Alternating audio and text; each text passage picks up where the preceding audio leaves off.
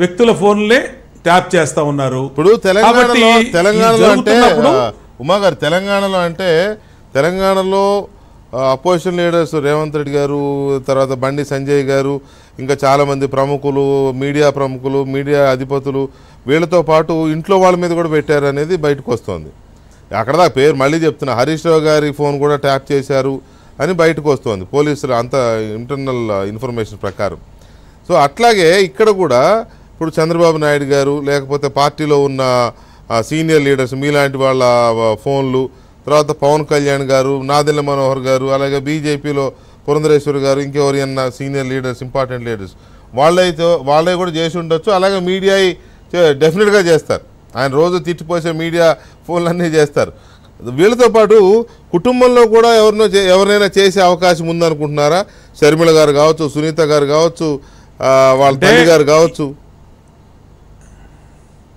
ఏమండి, ఇవాళ మనకన్నా ప్రజల కన్నా వాళ్ళ తోడబుట్టిన చెల్లె చెప్తోంది అన్నకు ఓటేద్దు ఓడిచ్చిందని.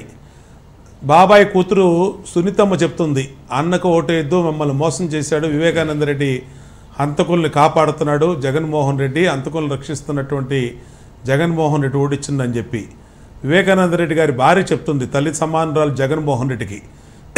కాబట్టి ఇవాళ జగన్మోహన్ రెడ్డి దృష్టిలో వీళ్ళు వాళ్ళు అనేది ఎవరూ లేరండి. అందరూ కూడా ఆయనకి ఇవాళ వ్యతిరేకంగా ఉన్న వాళ్ళందరూ ఒకటే. సొంత చెల్లైన ఒకటే, సొంత తల్లి అయిన ఒకటే, సొంత బాబాయినే లేపేసినటువంటి వ్యక్తులకి ఇంకా మీరు నేను ఎంతమంది. కాబట్టి మనం ఊనే భ్రమల్లో ఉండొద్దు.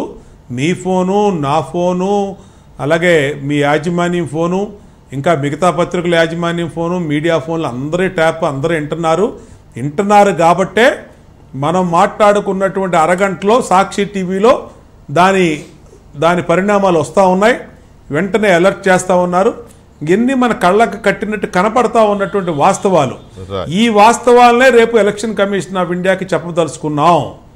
దీన్నే ఎలక్షన్ కమిషన్కి దృష్టికి తీసుకెళ్తాం. వీళ్ళ పోస్టుల నుంచి తప్పించండి, ఎలక్షన్ని సజావుగా జరగవు వీళ్ళు ఉంటే. పబ్లిక్గా పోలీసులే మందును డబ్బులు సప్లై